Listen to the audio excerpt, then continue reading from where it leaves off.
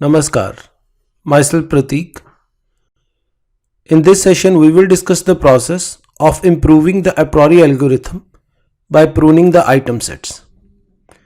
Let us start this session. A priori algorithm is improved further by using a priori property.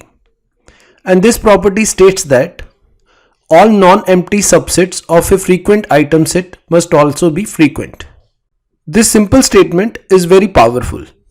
And it states that all non-empty subsets of a frequent item sets. It means we have to create subsets of frequent item sets, and its subset must also be frequent. We can use this property to prune our candidate item sets. It means by using this property we can state that all the subsets of a candidate item set should be frequent.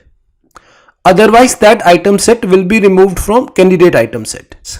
In this process, we will create subsets of candidate item sets and check that each subset should also be frequent.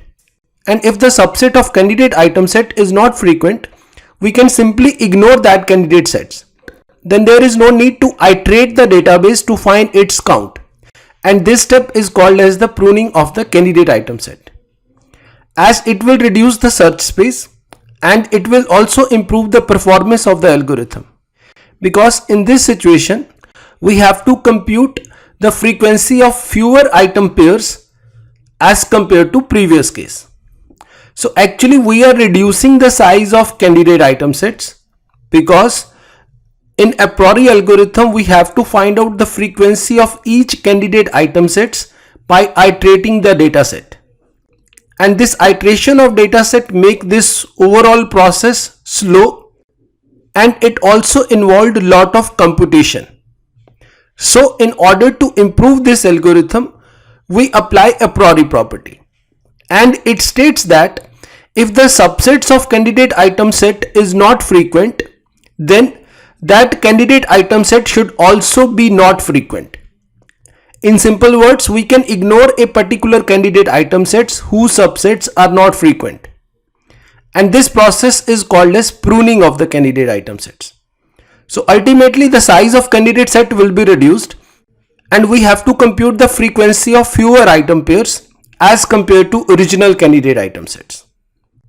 This particular concept has been explained further in this lattice structure of frequent items. Here you can see that A and B will be frequent only if individual items A and B are frequent. Similarly, A and C will be frequent only if A and C individual item sets are frequent. Means we are creating the subsets of these item sets, and if their subsets are frequent, then only the combination will be frequent. Similarly, in case of ABC, its subset will be AB, AC and BC. So in order to have ABC frequent, its subset AB, AC and BC should also be frequent. Same will be true for ABD. Same will be true for pair ACD and BCD. Same way, in order to have ABCD frequent, its subset ABC, ABD, ACD and BCD should also be frequent. You can further understand that in order to have ABC frequent, it means that again its subset AB, AC and BC should also be frequent. And same way, in order to have AB frequent, its subset A and B should also be frequent. So 4 item set consider subset of 3 item sets, 3 item set consider subsets of 2 item set, and 2 item set considered subset of 1 item set. And if any of its subset is not frequent, then the superset should also be not frequent. And this has been clearly represented by using lattice structure. In this video session, we will take an example to explain the pruning property, and we will show you that how by using pruning property, the performance of the a priori algorithm can be improved further. So let us consider this example. Here we have total 9 transactions, and these are the item sets in individual transaction. The threshold value for support is 15% and confidence is 70%. We are interested in finding association mining rules. which satisfy the threshold value of support and confidence. And for this, we will apply a priori algorithm. You know that this a priori algorithm works in two phases. In phase 1, we will find out frequent item set, and in phase 2, we will generate the rules based on identified frequent item set. So let us apply first phase to identify frequent item sets. And in this process, we will start from C1, that is frequent one item set. So here we have total 5 items. So these will be my candidate item sets I1 to I5. We have to iterate the database to find its frequency. This is the count of these item sets. The support is 15%. So we are interested in all the items having support 2 or more than that. So here you can see that all of these items has a support of 2 or more than that. All the member of this C1 will also qualify as L1. In this example, C1 and L1 is same. Now based on L1, we will create our C2 by joining L1 with itself. Let's generate C2 from L1. For this, we have to L1 join L1. So C2 will be I1, I2, I1, I3, I1, I4 and I1, I5. You can see that we have these two item pairs due to I1. Same we will make pair for I2, I3, I2, I4 and I2, I5. So these are their entries. Then we will create two pairs for I3, that will be I3, I4 and I3, I5. And last pair will be I4 and I5. So based on this, we have our C2. We have to traverse the database to find its frequency. So this is their frequency of each item set. Then based on the threshold value of support, we have to select item pairs where frequency is 2 or more than that. So this will be our L2 in this case. Now based on L2, we have to create C3. During creation of C3, we should be careful that item should be joinable. So C3 will be created on the basis of L2 join L2. And you know that the condition is first k minus 2 items should be same. So in this case, their first item should be same to create C3. So we have these items in L2. So you can see that in first item pair, the first item I1 is same. So we can join it and create a subset I1, I2 and I3. Now I1, I2 will make pair with third row. And you can again see that their first item is same. So it will produce an item set I1, I2 and I5. I1, I2 can also make pair with these items. But in this, the first item is not same. So there will be no item pair produced by this combination. Next we have I1, I3. So it can make pair with I1, I5. Here first item is same. So it will produce an item pair I1, I3 and I5. This can make pair with I2, I3, I2, I4 and I2, I5. But in this situation, their first item is not same. So there will be no item set produced due to this combination. Then I1, I5 can also make pair with all remaining items like I2, I3, I2, I4 and I2, I5, but their first item is not same, so it will not produce any item set. Now then consider I2, I3. This I2, I3 will make two pairs. One is I2, I3 with I2, I4. Here first item is same, that is I2. So it will produce a 3 item pair I2, I3 and I4 as shown here. Then I2, I3 can make a pair with I2, I5. Here again first item is same. So 3 item pair will be I2, I3 and I5 as shown here. Now last is I2, I4 and it can make pair with I2, I5. First item is same, so it will produce I2, I4 and I5. Here you can clearly see that we have 6 items in C3, and in order to create L3, I have to find the frequency of each of 3 item sets. So before finding frequency of each of 3 item sets, it's important to apply a priori property, and by applying a priori property we can prune this item set. So let's apply a priori property on each member of this item sets to check that whether we can prune it or not. First item set is I1, I2 and I3. As we have discussed, in order to qualify I1, I2, I3 as frequent, all of its subset should be frequent. Here we have a list of all frequent 2 item sets which is available in L2. So based on L2 we can check that whether the subset of I1, I2, I3 are frequent or not. It has one possible subset I1, I2 which is frequent, another is I1, I3, this is also frequent, and third subset is I2, I3, this is also frequent. So I1, I2 and I3 will be qualified as frequent item set, so it will get its space in pruned C3. Now let's check I1, I2 and I5. Again it has subset I1, I2 which is frequent. Second is I2, I5, this is also frequent. Third is I1, I5, this is also frequent. So this particular item set will also get a space in pruned C3. Now let us check I1, I3 and I5. Its one subset is I1, I3, this is frequent. Another is I1, I5, this is also frequent. And third subset is I3, I5.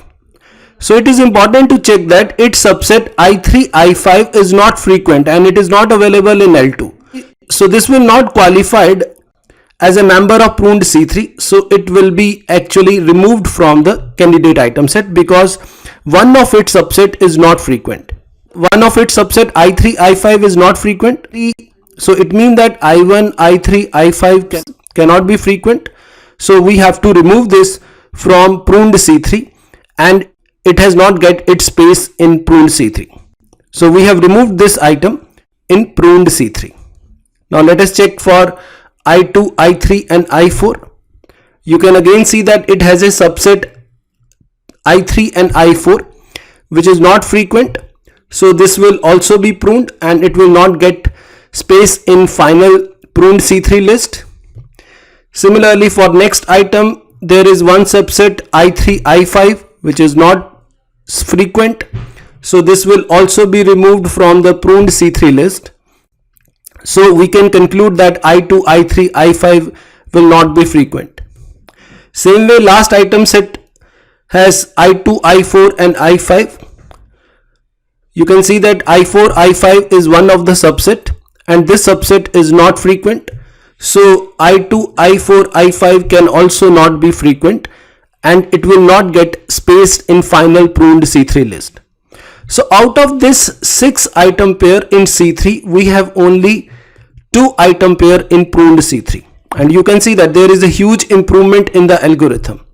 Earlier we have to iterate my data set 6 times to find out the frequency of each member of C3.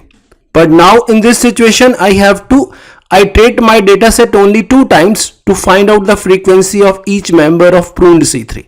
So this is huge improvement, and this improvement has been achieved by following a priori property which state that if subset of a item set is not frequent, then that item set cannot be a frequent. So by using this property we have reduced the size of C3 from 6 item sets to 2 item sets only, because the subset of I1, I3, I5 and subset of I2, I3, I4, same way subsets of I2, I3, I5 and subset of I2, I4, I5 are not frequent because they are not present in L2. So these item sets can be removed from C3, and ultimately in pruned C3 we have only 2 item pairs, that is I1, I2, I3 and I1, I2, I5. Now we will iterate the data set to find out its frequency. So both has a frequency of 2 which is more than the threshold value. So this will be qualified as L3. Now we have to create C4, and in order to create C4 you know that we have to perform join of L3 join L3, and for this the condition is first k minus 2 items should be same. So it means that in this case first two items should be same. So here you can see that their first two items are same. So it means that we can create C4 and they are joinable. Final C4 will be I1, I2, I3 and I5. So here you can see that we have created a C4 as I1, I2, I3 and I5. So this is our final C4. Before finding the frequency of C4, let's first check that whether it qualified a priori property or not. It has one subset 3 and 5, and you can see that 3 and 5 is not frequent. So all the subset of C4 are not frequent. Thus this item set will not qualify in pruned C4. So actually our pruned C4 is null. In simple words, there is no need to check its frequency, and there is a further improvement in the algorithm. Without a priori property, we have to find out the frequency. Again, we have to iterate the data set to find out the frequency of I1, I2, I3 and I5. Now in this situation, by applying a priori property, we know that I1, I2, I3 and I5 cannot be frequent because all of its subsets are not frequent. We can clearly see that one of its subset I3, I5 is not frequent. So that's why this superset is not frequent and it can be pruned. So in pruned C4 we have no member. So ultimately we have only these three item sets. Ultimately we have only two members in L3. We have three frequent item sets, and we have to create rules based on I1, I2, I3 and I1, I2, I5. Now in next video session we will create the rules by applying phase 2 over these item sets. So we will create the rules for I1, I2, I3, and we will also create the rules for I1, I2, I5. And these rules will be created in phase 2 of a priori algorithm. This is all about this session. So please join for next video session to see the generation of rules for these frequent item sets. To read more on this, you can refer my book Data Mining and Data Warehousing, Principles and Practical Techniques, published by Cambridge University Press. This book is available in both Kindle as well as paperback format, and it is available at Amazon platform. I hope that you have already subscribed to this YouTube channel. If you have still not subscribed, please subscribe to this channel. We have created multiple courses over Udemy platform. These courses are Simplified Approach to DBMS, Simplified Approach to SQL, Mastering PL/SQL, and Mastering Machine Learning. You can join these courses over Udemy platform to learn these concepts. I have also authored books on DBMS, NoSQL, Beginning with SQL and PL/SQL for beginners. All these books are available at Amazon platform. To read more on this, you can refer my website prateekbhatia.com. Thanks for watching this video.